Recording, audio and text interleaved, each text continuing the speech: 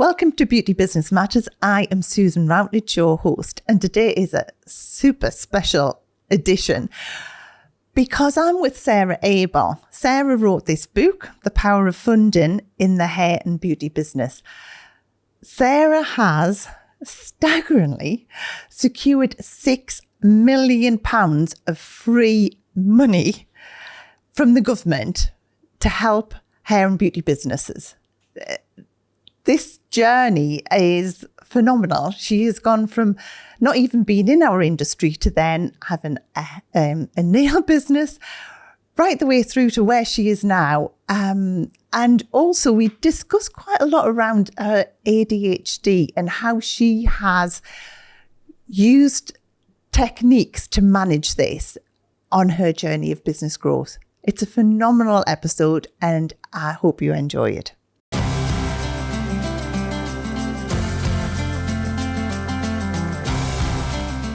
Sarah, thank you so much for giving your time up to come. I just feel like we've got so much to talk about. I know we're going to talk about the book, but your journey is just so fascinating of like how far you come from the very start of your career, not even in the industry, and then through to where you've got to now. And it blows my mind to think that you've got over 6 million in government funding for other people, for training and things. So, and obviously now you've turned it into your book, so we'll talk about that. But, oh my word, what a journey. And I know as well, we're also going to touch on how you're managing your ADHD, which is, again, I think it's just going to be so poignant and so important. So let's start from the beginning, Sarah. Right. So you weren't even in our industry originally, were you? No, totally not. Years ago, I worked in a hair salon on a Saturday girl, but I was dissuaded because I went to live with my grandparents when I was 14 because my dad took his own life at 7. And my mum had MS, so I was a child carer. And then I came home from school one day and my mum had fell over, and that was the start of her going into full-time care. So my grandparents took over my sister and my care from the age of 14 to about 17 till I moved out. And they were business owners themselves. They had hotel businesses.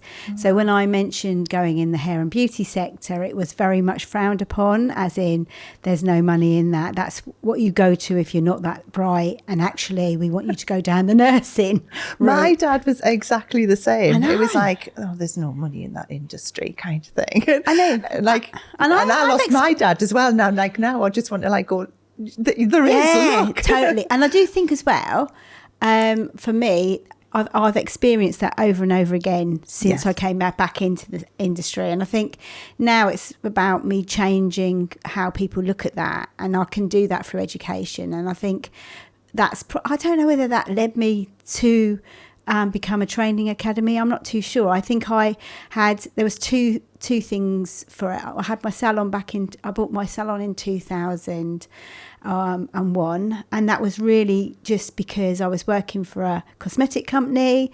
Am I allowed to mention who they were? Yes, you are. Okay, so it was Avon Cosmetics, and I was an area sales manager for them. So I wasn't a rep, but I would go out and recruit the representatives, and then I would teach them how to make money out of sales, Avon products. And I was really successful at it. And I was there for about 4 years with them, and sort of went, took several areas to quite high up in the company.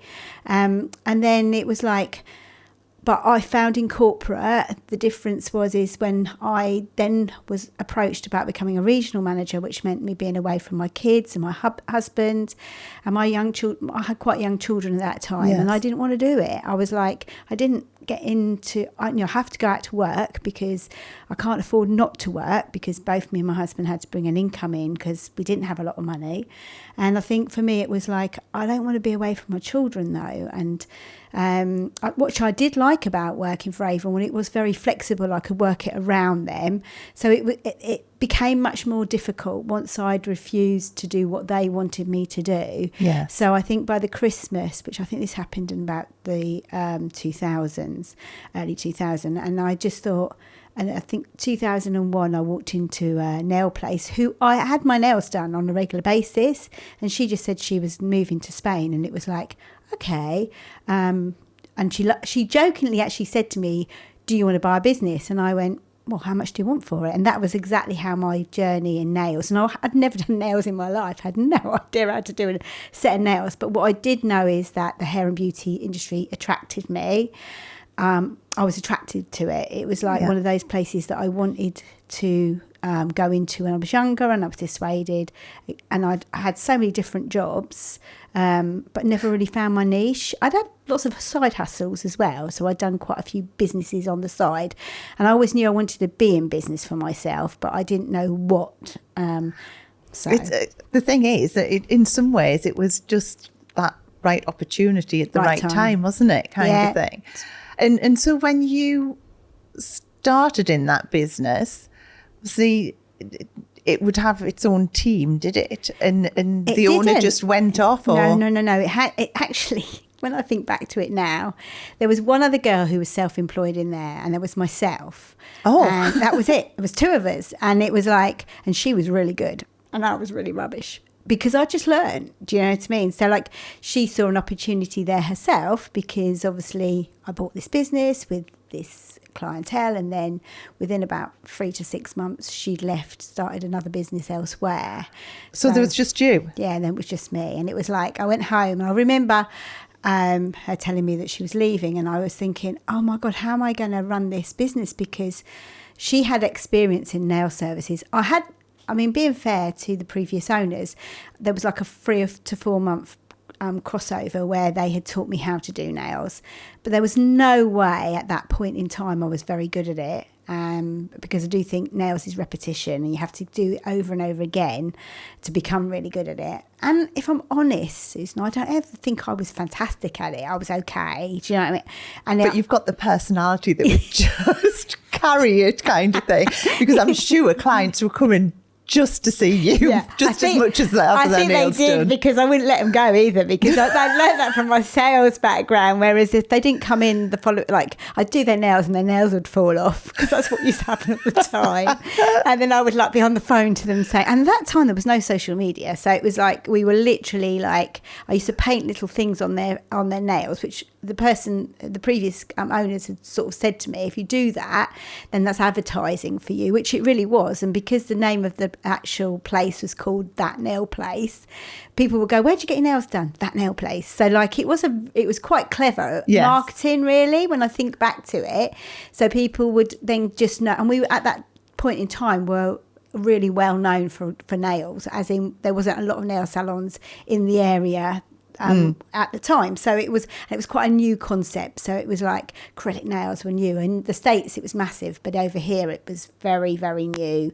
You know, people didn't really know about it that well, and when they did, it was like a bit like I suppose any new treatment that comes into our industry, everyone knows about it, and if you're an expert in that, you get well known, don't you? But your nail art as well, the fact that you were doing nail art then, I don't think there'd be many places doing that. So, that was definitely an advantage. But I used to, if they didn't come back in because their nails had fallen off, when I think about it now, oh my goodness, I would ring them up and say, listen, I'm just giving you a call. And I would not stop until I got hold of them. I mean, I have been known to chase people up the high street. That's how it's happened. I love it. Hi! They must have been thinking, oh my God, this woman's coming over to me again. So I would be but I would just say, come back in, let me have another go at them. And I think the banter in the place as well, because I think what I am quite good at is I'm quite personable. So I think totally. Thank you. And that goes so far in our industry as well. Oh, it's totally. And I get people, and I think, I've always come from a place of that, you have to find out about people where they're at. And, even people today, when they do some really crazy things, and I think, oh, why did you do that? It's normally coming from a place of vulnerability, or it's a place of not a happy place. So I think I've got much stronger I think there's an element of people pleaser in me as well from what I went through as a child, because I think with my mum being so poorly and my dad taking his own life, and now I know the ADHD had a massive impact on that. I didn't realise that at the time, but I think that need to I was very sensitive about stuff, like if someone said something, I would really overthink it, as in, why do they think that? Oh, they don't like me. And then I was always trying to please everybody. So like, for instance, my grandparents would say to me, my nan used to say to me quite often, because they were, being fair now when I look back for her, it must have been awful. They were in their 60s and all of a sudden they had these 2 young teenage girls thrust upon them. Do you know what I mean? Like, it's like, like my daughter says to me, if anything happened to me, would you have the girls? Well, my son says the same with his boys. Absolutely. But I'm now at a point in my life where I'm really enjoying having my freedom and you've again. got the choice. Absolutely. And I love having my grandchildren, but the thought of having them full time, I think for anybody's, I would. Yeah. Do you know what I mean? No question of a doubt. But the thought of that taking away your freedom, and that was what it was like for my grandparents. Yeah, and really, they didn't have any other support, obviously, because they didn't have your parents kind of thing. Totally. And also, I don't think social services at that point was as effective as what it may be today. I know they get a lot of criticism, but ultimately it's a big job, a massive job to have to do. And I think for them it was more a case of keeping us in line. So there was a little remarks like, we don't have to have you, which I think had a massive impact on me, if you're naughty. But I don't think they didn't really mean it. But as an ADHD person, I felt, and my sister even said this to me, I felt as if we were naughty, we could end up in care. So there was very much that thought in the back of your mind kind of totally thing. So with that, I stopped being who I was as a person and probably hid behind a lot of that, which now I've looked really into ADHD. I think, oh my God, so many people will really relate to this and understand. And I always felt I was a little weird because I would go into situations and I would overtalk people, or I would constantly interrupt people, which now I know is one of those things. And people say that it isn't a thing. Well, it blooming is, because now I've had that knowledge that I am. It's made me feel 100% better, because now I can put all of those things into place. Even going back to my dad taking his own life, because he was really creative. Now I think to myself, because doctors at some point diagnose people with depression and anxiety, and they were really ADHD. So and they would prescribe you drugs and stuff. And that, I think, why my dad had that. I think it was lots of things. I mean, he thought he'd read up that my mum was going to die eventually, and multiple sclerosis at the time. That was the prognosis. Now it's not, but years ago that was it. So for him, he worried about that. But I can really relate to what he probably went through, because I get that anxiety feeling, that tight feeling in your chest when everything, you just can't do anything about it. And I didn't have any coping mechanisms at that point in time, whereas now I've done a lot of work on myself and become very self-aware of who I am, and had outside help, which I think once you can engage with that, it's really cool. Do you know what I mean? So do you think that held you back in business or propelled you forward? Because I mean, you've done phenomenally well in business from obviously from the salon. From that salon. And I know when you told me that you talked your husband into coming into the business as well. I love that story. I know, I don't know whether he did at the time, and we absolutely hated it. He said to me, he did even threaten me when I very first bought it. He went, and I went home to him and I said, I want to buy this salon, is that okay? And he went, as long as you don't involve me, I don't mind what you do. And we've been together since we were very young as well, very young age at 17. I think we probably ended up together because we were both had quite difficult childhoods. So we were thrown together as such, and that security, and we've been with each other 40 years now. So, I was going to say, I think to myself now, I was, he is my soulmate. He's my best friend, and he would be there for me, whatever. We are chalk and cheese. He doesn't speak, I do. So at what point did you have that conversation to convince him to become a body piercer? Because that's just... I know. Well, because when she mentioned to me she was leaving, it was like, I think pure panic, because it was like, how am I going to run this business on my own? Because, you know, we were like in the high street, we were extremely busy. I had a lot of people coming in, and I must admit at the beginning, a lot of people leaving and then getting them to come back again. But, you know, running a business is really difficult. So I just went home and said to him, I basically went, if you don't come in, the business is going to go under, and we're not going to have any money. And he said to me, he was really cool, and you know, he never questioned it or anything. He went, well, I'll have to give up my job and come and work there. And I went, well, I'll tell you what we'll do. I'll send you on a body piercing course, because I thought I was macho. Do you know what I mean? And I knew that body piercing could make money. Yeah. So I said, we'll go on that. And he did go on that course. And luckily for me, he met a guy on there who was actually doing a body piercing course, but actually was a nail technician. Oh. So that was like, I think that was like him. And those days, we are going back to 2000s. It was probably not. I mean, I remember his workmates, because he was in a very macho job. And I remember them saying, what? I think his boss said to him, what, you're leaving to become a manicurist? Because that's how he saw it. Do you know what I mean? Like, and he went, yeah, because my wife has made me do it. And in fact, that became banter in the salon, because when people used to come in, they used to look at him a bit weird, as if to say, what? Because he wasn't what I would call the stereotype person people thought that would go into as a men that would go into hair and beauty. I don't know why people think that, because that's crazy, but people did in those days. Mm-hmm. It was very much like, unless you're a bit camp, you're which is crazy, because I've met the most masculine men in our industry, and the best hairdressers, the best nail techs and beauty therapists. So that's just rubbish.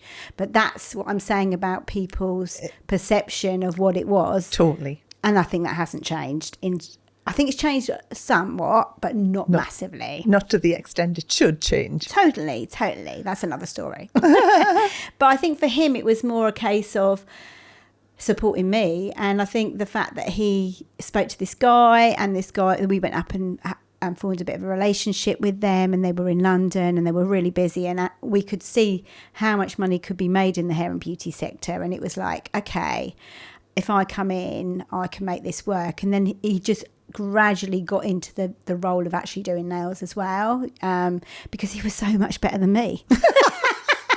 He was so much better than me, but I could rely on him and I could trust him. And it was like, all of a sudden, it was that thought of, I think you have to have that in a team. Yeah. If you have someone that doesn't, you know, like isn't part of your culture, which I've really learned, and I do teach other people now, like culture's massive in a business. And if you have a negative person and you hold on to that negative person, 9 times out of 10, that will just feed through your whole business. Yeah, totally.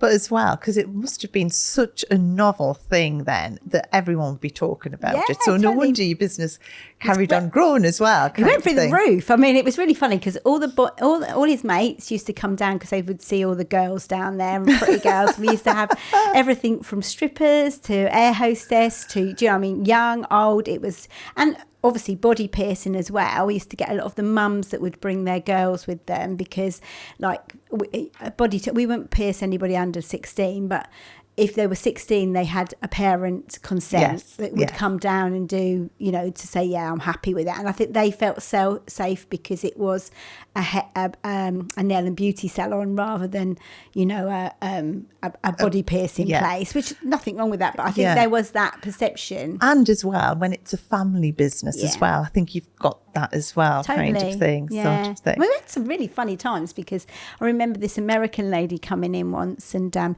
she obviously in America, nail acrylics were massive at that time, and she came, and we were the only salon that actually did them in my seaside town. There was nobody else that was doing anything like we were doing, and it was like she came in, she went, can someone do my nails? And I said, well, the only person that's free is my husband. And she went, what, a man? Because again, in America, it wasn't well known at that time. And I went, yeah, but he's the only guy that can do it. And she went, oh, no, and walked off. And then she came back about half an hour later and obviously found there was no other place that could do it in our town. So she said, oh, no, I'll go to... Anyway, that woman came back after year after year, and absolutely loved him. And I remember having this conversation while she was in there, and he went, she said, "What made you do this?" And he went, "Because my wife made me. Do you like it?" He went, "No, I don't." Do you know what I mean? It was like, I won't say the choice words he said, but it was a bit more than that. But basically, and that banter that we had, you know, like he would take the mickey out of me constantly, and then I would he'd tell stories about me. Like I'd be telling a story, and because I'm ADHD, everything's over exaggerated. So like most people are like an inch and it's like a foot for me, you know. So he would always correct me because he's very much like OCD and very like analytical. Well, no, that wasn't 3 months, it was 1 month.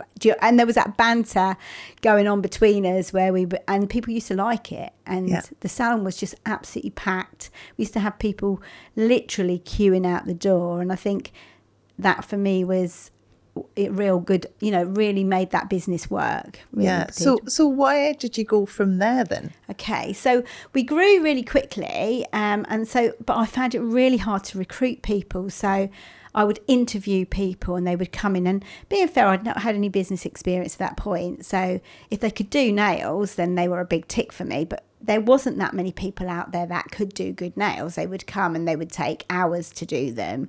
And me and Andy were like literally turning out a set of nails in 45 minutes an hour. So it was our max, and that was with nail art and everything. I mean, I could do 2 sets in an hour. That's how quick I was, and he was about the same. He was probably more thorough than I was, so maybe take a few minutes longer, but 9 times out of 10 we could make a really good profit out of the nail services. So if there was somebody taking 2 hours and they were charging a certain amount of money, it made that a lot less. And the clients would be used to that level of service kind of thing, and they'd just be like, oh, frustrating. Yeah, well, I used to look over sometimes when people used to come in to do the interview, and I'd get them to do nails, and I could see the clients getting agitated.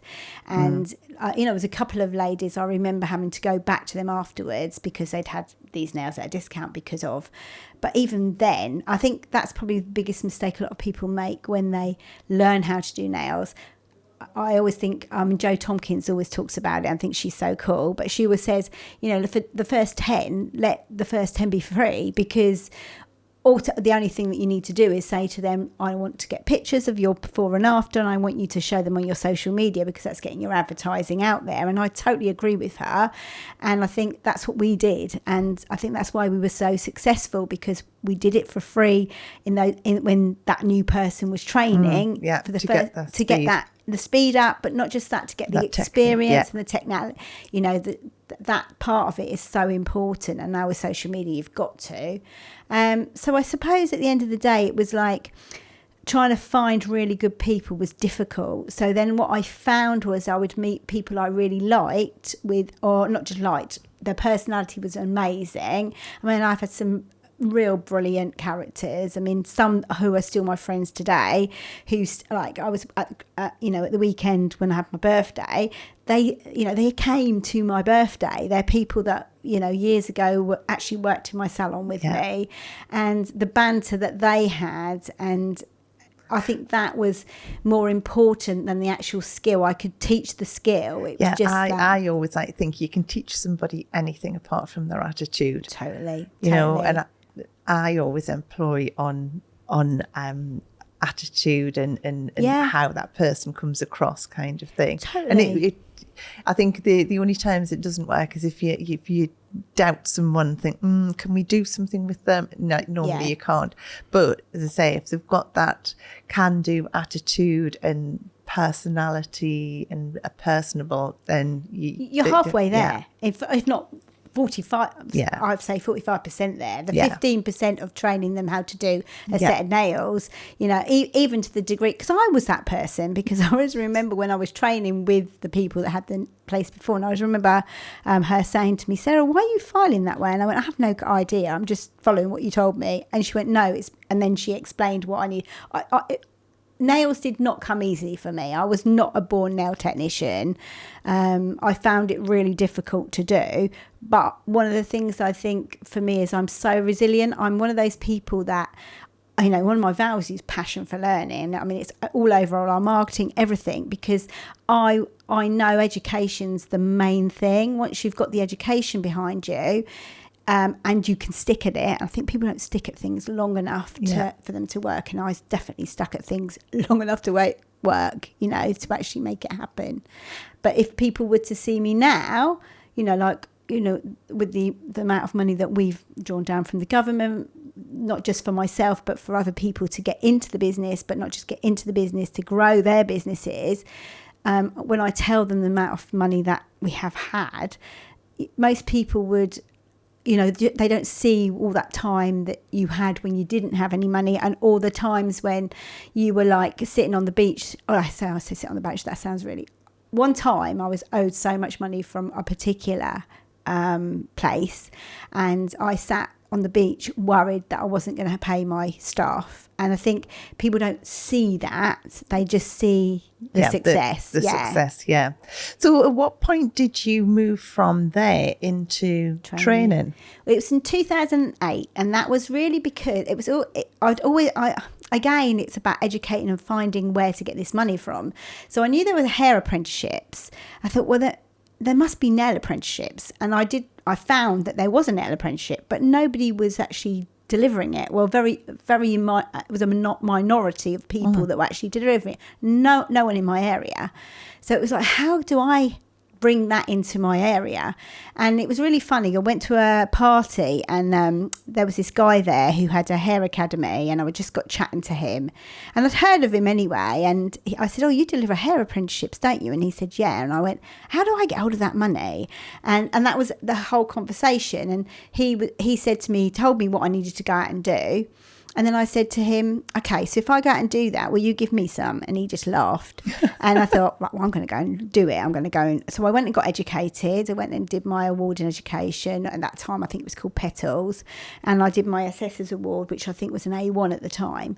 And when I went back, it might not have been A1. It might have been something else. I can't remember, but it was the assessor's award. And I remember going back to him saying, "Well, I've got it." And I went, "Can't you just give me some of that apprenticeship money?" But I didn't just say that. I went to him, "Look, you deliver hair. You could add to your business X amount of pounds. I'm a big believer in building strategic relationships. So a win-win for both people. Collaborations are key. Yeah. And I've collabed my whole of my life, and still do to this day. And I think business is very much about a win-win situation for everybody. And I think as soon as you get into business with somebody and they're not winning, that's when relationships break down. There needs to be very much like everything I've even done, you know, like even the masterminds I've gone into, and even the mentoring I've gone, there's got to be a two-way thing somewhere. And I think once you've got that relationships, you build trust, you build reliability. People will actually listen to what you have to say because they're getting something from it as well. Yeah. So I think that's been very much a big lesson for me. And that's what happened. He said, I think originally he said you could have 9, because I said, I can do 3 or 4 for my salon, because actually at that time I only wanted them for my own business. I wasn't looking about getting to training with other salons. It was more about me. Solution to what I wanted. And he just said, well, it's not worth my while to just give you 3. I need you to do 9 or 10. And I went, okay. So I said, can I go out to other salons and I can show you that this works, and then next year if I do really well, will you give me some more? And that's exactly how the conversation went. And I think in the first year we delivered 9 apprenticeships. I went to a few salons in my local area and broached them about not bringing in a new apprentice, like upskilling somebody they had in the salon, like hair with nails, or if there was somebody with beauty, more often than not had never done nail services or anything like that. And I would say you could bring this in, and basically that has become my model. It's about complementing what everyone does. And I do also think in the industry, years and years ago, you used to go to college and you would do hair, beauty and nails. You'd do the whole lot, which made you much more versatile. But not just that, you can make more money because you can specialise, definitely. And I believe that. I think you have to niche in something. But if you can do everything, you're more But profitable. I ended up doing that, and I ended up doing 4 years when I went. 4 years. And it's like now we just think, what were we doing? Absolutely. But you know, that was how it was years Yeah. ago. You know, you didn't just do things overnight. And I think there's very much a case of nowadays, and everyone wants quick wins, which is maybe that's about society as a whole. You know, social media and gurus that we're told all the time you can make money overnight. Well, no, you can't. Everything's, you know, you've got to go through that process. They call it, I think Danny Wallace said to me once, it's like a step process. It's like a ladder. Yeah. And I thought, yeah, that's so true. It's about those steps that you go. And sometimes you have to fall back down. And, you know, business is not a straight linear. It's up and down, up and down, up and down. And, you know, what I will say is that as you go on, business becomes like the downs are not as bad as they used to be, because you've normally done the downs and then totally. you learn from them. Absolutely. And you know how to handle it. And I think my business mentor that I've worked with since 2020, and I still work with him today, he's actually on my executive board now, would you believe? But he said to me once, the bigger your business grows, the bigger the problems are. And that's so true. The problems don't go away. The difference is how resilient you are, but also how you handle them, how you handle your stress levels and your mindset around problems. Because people, I don't see them as problems, I just look at learns now. Failures, no one fails, you just learn something. Yeah, you know? I always think whatever, I always believe there's nothing goes wrong. No. It's just either that you need to change what you do or learn from it. Totally. And I think that's a really good process to go through. I think, you know, being really self-aware, I do a lot of journaling. You mentioned earlier, like for my ADHD, I think very much now it's like if something triggers me, and, you know, it does every now and again. I think when we were away in Ibiza, something triggered me when I was listening to somebody speaking about something that I related to as a child, and I was absolutely in floods of tears. And I was like, I went outside and I remember sitting with Lisa Johnson, and I went, why am I still crying about this? And she said, well, it's part of your lot. It's part of you. Just because you've, you know, gone and done some therapy, or you've, you know, you're more aware. It's still there. It's just part of who you are. And I think once you start embracing that and understand that, you know, it's good to be self-aware, and it's also it's good to like feed into your emotions. People nowadays think, you know, and there was a point at a time when it was like I was always positive, and people even say that to me today. So you're so positive. No, I'm not all the time.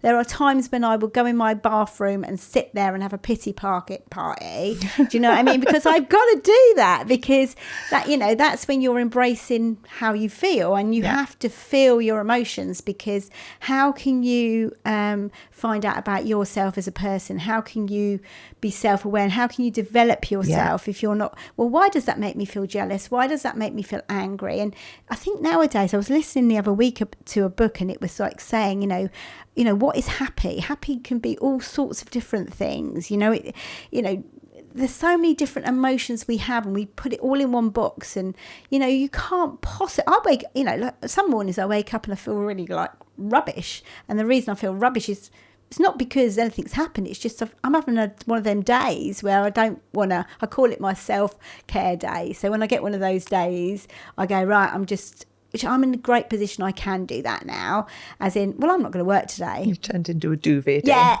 I love those days. They are the best, aren't they? Do you know what I mean? Like Netflix and, you know, that type of day. And again, you know, I sometimes hear on social media that you can't have days like, of course you can, because you can't live in that constant fight or flight. Yeah, it would just kill you. Those kind of days where you can switch off, that's when the best ideas come. Susan, you just...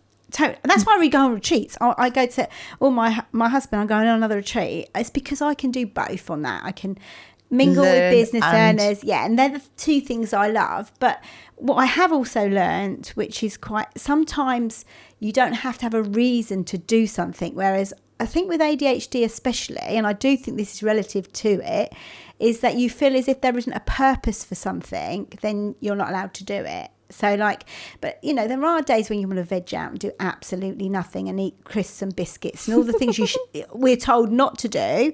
It's just if they become a constant thing that becomes a problem. So it's okay to not be okay. And I think there's very much a thing around everyone feels they have to be okay all the time. And one of the things I have definitely learned in the last 5 years, it's okay not to be okay. You know, yeah, that's great. Yeah. That's absolutely great. Because the thing is, there is, you know, it's like one of those things, isn't it? It's a stiff upper lip kind of just get on with it kind of thing. And I think now everyone's realising that isn't the way forward. Totally. You know, it was just something that was inbred and taught.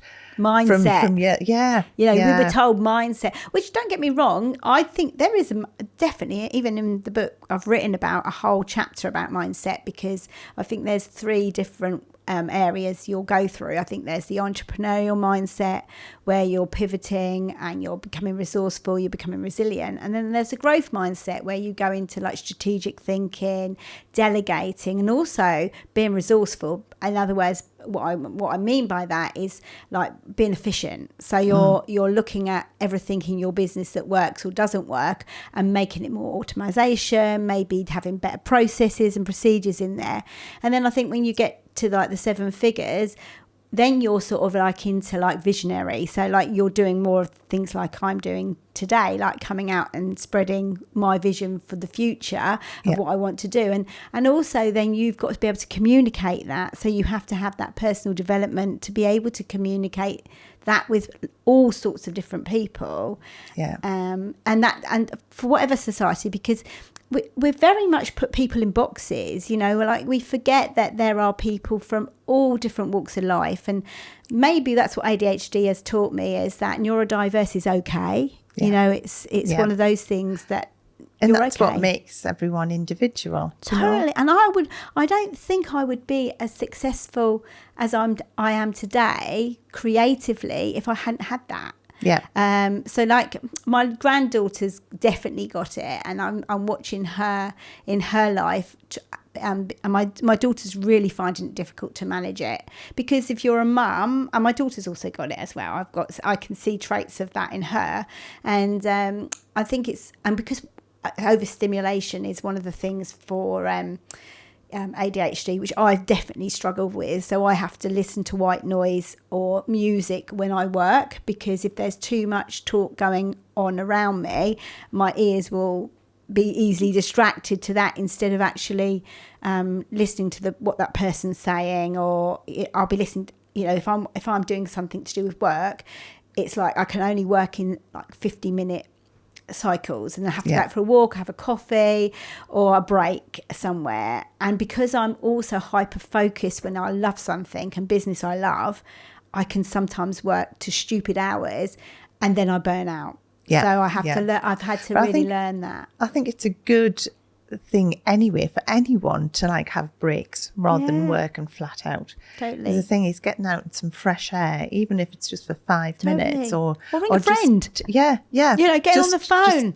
because you can only concentrate for so long anyway. And I think we just, like I said, there's been this very much like, and I do think my grandparents probably put a lot of that in me, because I was always told you have to work hard for money. Which you don't. Not if you know. It's working smarter, I suppose, isn't it? Absolutely. Kind of thing. And also being, you know, quite a visionary, as in, you know, looking for opportunities. And I am like, I've already organised next week, which is the run up to Christmas, to go with the other director on a spa day, because I know in that the day before we go on our like board meeting on the 11th, because we have an executive board that we often work with, and it's like, I know that if I go and have that spa day with her and we relax and we don't talk about business, we'll just talk about life in general and about how we feel, because we are best friends as well. So it's very much like, and she was the salon owner that I got to have one of my first apprentices, would you believe? And she's now the director of the finance director in my business. Oh, wow. Yeah. And we're like chalk and cheese. She's this... Coming and talking to you would be her worst nightmare. Do you know what I mean? Like, it's like, not that she wouldn't want to talk to you, Susan, because everyone wants to talk to you, but I mean, being in the limelight, she would, whereas I thrive on it. It's like, I know that sounds, I love getting out there and spreading the message, because I'm so passionate about the type of money that's out there for small businesses. So going back to that, obviously you started the training. Yeah. Then how did that equate to getting 6 million in funding from the government? Well, because I think my passion for learning's there, as in always looking for different pots of money. So what I came across money to, like, say for instance, we wanted to expand the academy, like, we didn't have money in the bank, which happened with cash flow is king in a business, and keeping cash in your business is probably one of the most important things you can do. And having to take a big sum of money to, I don't know, do the front of your academy, which was what we were doing at the time, the front, or expand it, or to put more chairs in, or because we just kept getting pots and pots of money from other pots of funding from training. And that's what, so I started building. I think I found a thing called Train to Gain money, which was for like level 2 people that were out of work. Then I found the DWP, like employment training money. There was so many different, and adult skills funding, which was then called adult education budget. So they all changed names, but they're all the same. And I kept finding all these pots of money. So then I found there was this money to actually expand your business, which was an interest-free loan from the council.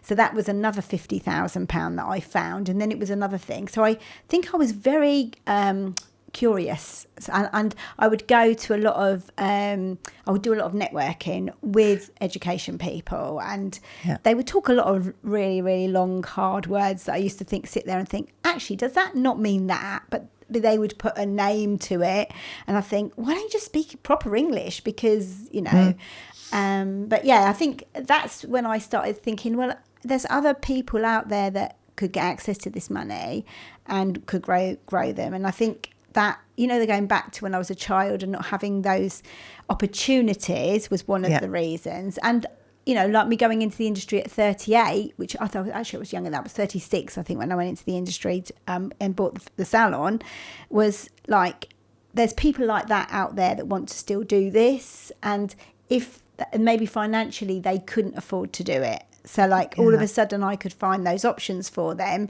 I could be that saviour as such. Do you know what I mean? Because I always thought, because in the northeast of England, there's always like lots of funding. I thought I was good at finding funding, but like, and then I am the funding queen. You are. Yeah. So from there, obviously, the book. Yes. Thank you for giving me my copy of the book. Which is this the process to do it? Yes, everything's in there. So I do 7 steps. So the first step is robust foundations, what you need to set up in your business, how you position yourself, so mission, vision, and your culture of your team, but how funders will be attracted to it. And then we talk about financial health in there, what they're looking for in your business, because it's all very well.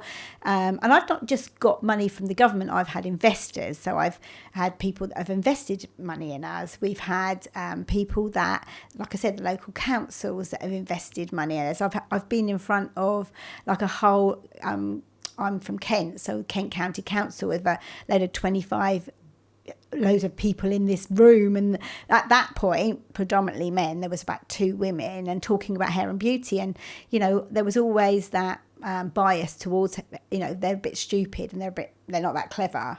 So when I used to go in there, prove them one wrong, didn't you? So I remember doing a whole pitch to these, which I think came from my sales background, a whole pitch about, you want to create jobs in Kent.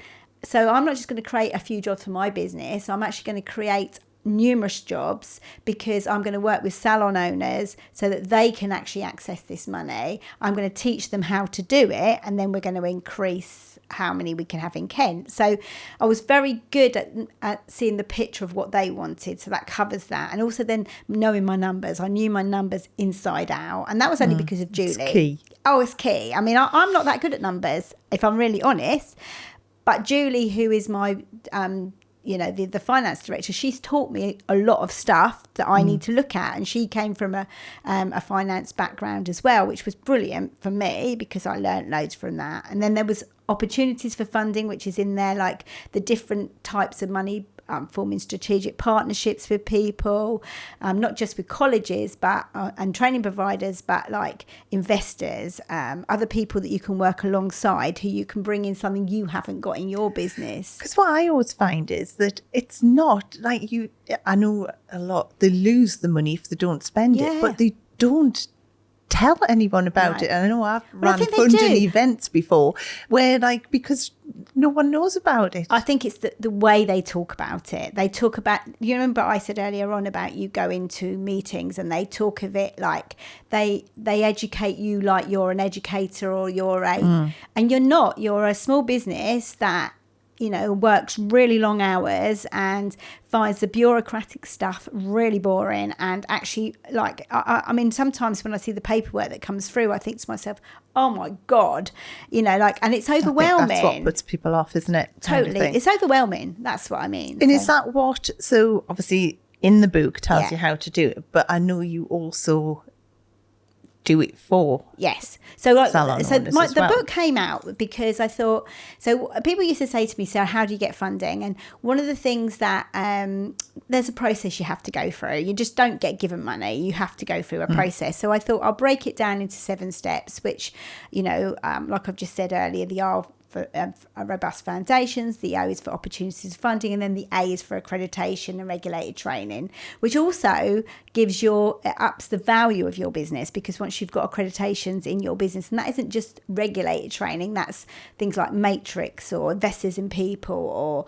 sustainability, all of those things that funders look for that you don't actually think, and corporates look for it as well. So that's another thing. And then we talk about dream team in there, about how to build the team, but using funding to be able to build your team and train them, because I've done that in all the service businesses I've had and my training businesses. Do you know what I mean? I've used that scheme and mapped against, I've looked, and then I thought there's loads of people small businesses out there who are good trainers, and if they were given the opportunity to actually partner with us and become partnership with T&B, we could get some top-notch training out there, people that specialize, going back to that niche thing again. If you're really, really good at marketing in a specific sector, why not use that funding for that person to deliver the training? They haven't got time or anything to do the mapping across. We're really good at that, the compliance and everything else. Why not form some kind of partnership with them where we do the majority of all the rubbishy stuff, I call it. And so that's how the book became, because I thought people used to say to me all the time, especially salon owners used to say to me, how come my training provider doesn't communicate with me? We don't get any of the money. Why do they get all the funding? We do all the training, but we don't get any of the funding, and all of that things. So what I wanted the book to really explain is what you think training providers do, there's a lot behind what they have to do. Yeah, totally. And I think once they read that, they go, and I've had people say it to me all the time, we did a beta program last year with some salon owners, and they said, I didn't realize how much was involved. And I went, exactly. I said, but you don't have to do that. There's another way around it where we can work together, and now we're doing that. Top-notch training, people that are going out there that know their stuff inside out, but we're supporting them in that journey. So Sarah, if someone, we could talk for hours. I know, go on forever. But if someone wants to go down this route, obviously get the book. Yeah. But then if someone wants to get in touch with you to find out about how they can get started, how would someone go about that? Okay, so I'm on Instagram. I'm called The Funding Godmother. So I thought that was quite apt. And then obviously I've got Instagram, TikTok. I've started TikTok now, so that's really difficult for me at the moment, but I'm trying. And then there's obviously Facebook, but I've also got our website, which is tmbskillstraining.co.uk. So they can go on there as well. There's links in all my Instagram profiles that you can go on. You can there's even a thing called the Funding Ready Quiz. So you can go in there and just see how much you don't know about funding. That'd be good. What we'll do is put some of the links into the show notes, and then anyone can get in touch. Yeah. Sarah, that has been absolutely awesome and so informative. And I feel like we've only just scratched the surface, so I'm sure I'll have you back again as another guest again. But thank you so much. You're welcome, Susan. Thank you for inviting me.